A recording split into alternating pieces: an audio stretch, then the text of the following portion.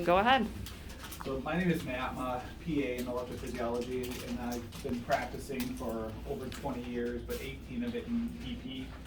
And so came here to help develop the EP program, and kind of reached out to see what nurses wanted for education, and this was kind of the first topic that people wanted education on. So Tikosyn, we're starting a different loading protocol. It used to be 5 doses. We're going to change it to 6. The typical workflow is these patients will come in at 1 o'clock on Monday. We'll admit them, get them ready for their first dose at 9 o'clock that night, and they'll stay through Thursday, hopefully discharge after that 11 o'clock EKG. Tikosyn is a class 3 antiarrhythmic. It affects the action potential at phase 3. And so we know that this medicine is going to prolong the QT. It's just how long does it get? And that's why they have to be monitored. It typically takes about 4 doses to get steady state. We want to watch you for a total of 6 doses to be safe while you're inpatient. This is what we're trying to prevent. So we see this, it's not a good thing. Stop the drug, call us. You give Lido, you give Mag. Cross our fingers, they'll break out of it. And don't give amio in this setting. That's kind of, some people want to give amio. Amio would slow the heart rate down, prolong the QT, and make it worse. Tikosyn is used for persistent atrial fibrillation. To qualify for Tikosyn, your baseline QTC has to be less than 440 if you have a narrow QRS, less than 120 milliseconds. If your QRS duration is greater than 120, so if you have a left bundle, you have a right bundle, if you have a paced rhythm, you can take that QTC baseline out to 500. They have to have a relatively normal creatinine clearance. Sorry. If your creatinine clearance is greater than 60, we try and get you on the 500 microgram dose. Most medicines we titrate up. With Tikosyn, we want to give you the highest dose and titrate back. The 500 microgram dose seems to be the most effective. About 20% of the time we have to reduce the dose if they have prolonged QT.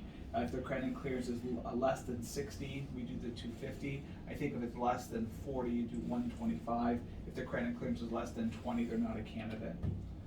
You must be monitored during your entire stay. We're going to try and change some stuff up a little bit while they're here. Maybe allow patients to shower on telemetry, but they have to stay in this unit. They can't go in elevators. They can't go up and down stairs. And it's just to monitor for torsades or bradyarrhythmia.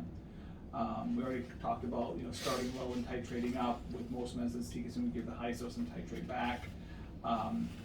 If their QT interval prolongs 15% greater than their baseline, that's when we reduce the dose. If it stays prolonged, we'd stop the drug. So we try not to send people home if there's going to be a concern about them moving forward. Bradycardia is contraindicated.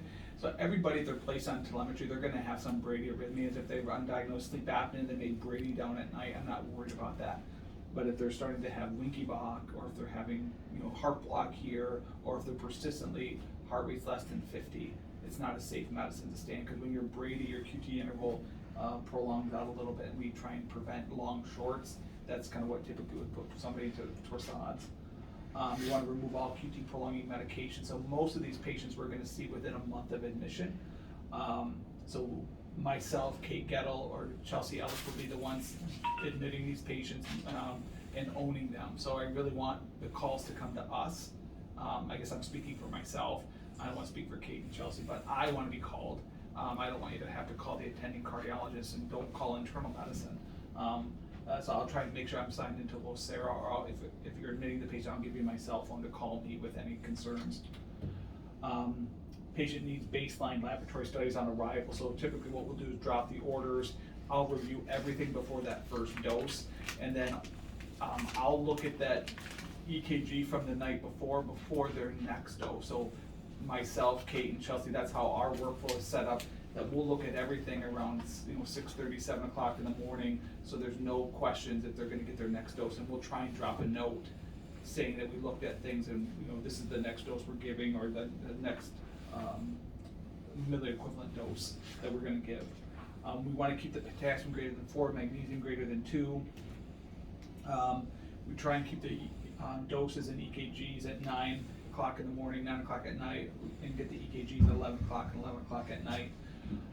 After that 11 o'clock EKG at night, there really shouldn't be any need to bother that patient until labs the next morning. So we're going to try and work on the order sets to reflect that. So you guys really, if you have these patients at night, they should be pretty easy.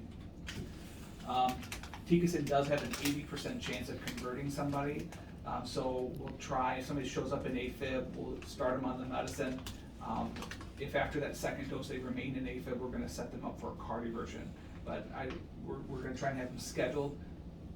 Hopefully we can just cancel the cardioversion if they convert. But if they do convert, we need to get an EKG in sinus just to reestablish what the QTC is. Because in AFib, it's sometimes hard to really calculate what the true QTC is.